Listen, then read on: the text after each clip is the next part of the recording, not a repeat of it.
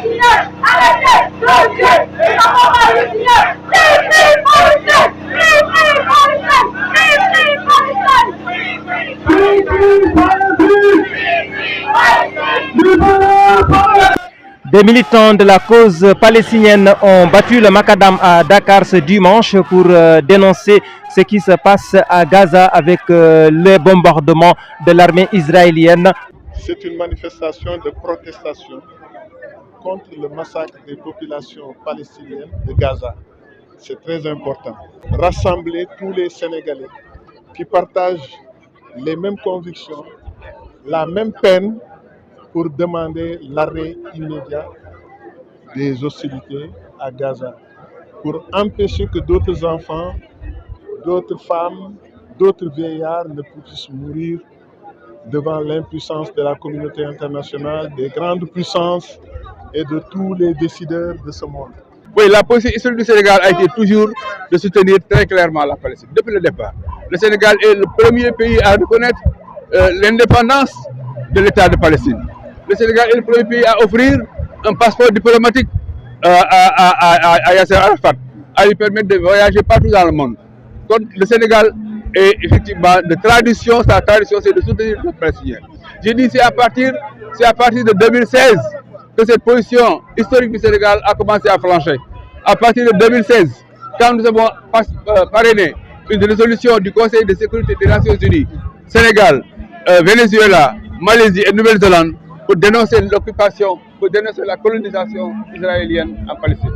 C'est à partir de ce moment que Israël a commencé à prendre des mesures de représailles contre le Sénégal, à rappeler son ambassadeur au Sénégal. Mais Israël ne doit être plus digne que nous. Nous nous avons dit qu'il faut effectivement que le Sénégal, compte tenu que c'est le seul pays au monde qui, depuis 1975, occupe sans interruption le siège de président du comité des Nations Unies pour l'exercice des droits inaliénables du peuple palestinien. Ce pays-là doit donner l'exemple à tous les autres pays du monde. Israël a instauré une politique de colonisation qui fait que tous les jours, n'est-ce pas, des colons envahissent les terres palestiniennes, détruisent les villages palestiniens, tuent les Palestiniens en toute impunité. Des centaines, des milliers de jeunes Palestiniens sont aujourd'hui dans des zones israéliennes. Et ces jeunes, n'est-ce pas, grandissent dans l'oppression, grandissent dans la haine. Marwan Barghouti, un des leaders charismatiques du peuple palestinien, croupi en prison en Israël depuis maintenant plus d'une décennie. Donc il faut que la communauté internationale se mobilise enfin pour mettre fin à cette politique criminelle de l'État d'Israël. Il faut qu'on se mobilise.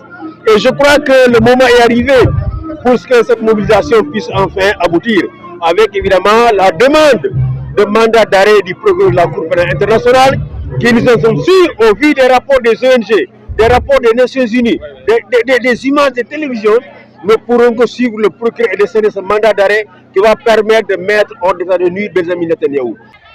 Les organisateurs se félicitent de la nouvelle position du Sénégal, car le Sénégal avait une position très claire dans ce dossier, une position historique.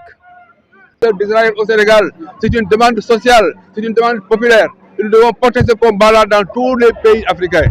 Le Sénégal doit donner l'exemple au sein de l'Union africaine pour que effectivement l'Union africaine adopte des positions claires, comme l'Afrique du Sud, pour demander que Israël soit traduit devant la Cour internationale, devant la CPI, pour crimes contre l'humanité.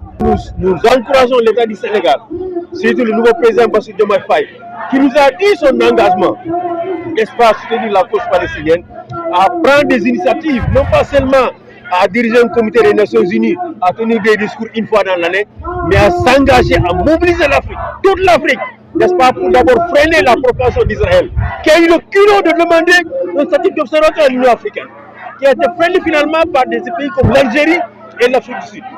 Freiner l'expansion d'Israël en Afrique et surtout faire en sorte que les Nations Unies puissent très rapidement trouver une solution définitive. Et il y a du nouveau au niveau donc des relations internationales avec les nouvelles positions de la Norvège, de l'Irlande et de l'Espagne qui reconnaissent, eux, l'État palestinien. Pas la peine, pas la peine, pas la peine, pas la peine, pas la peine, pas la peine.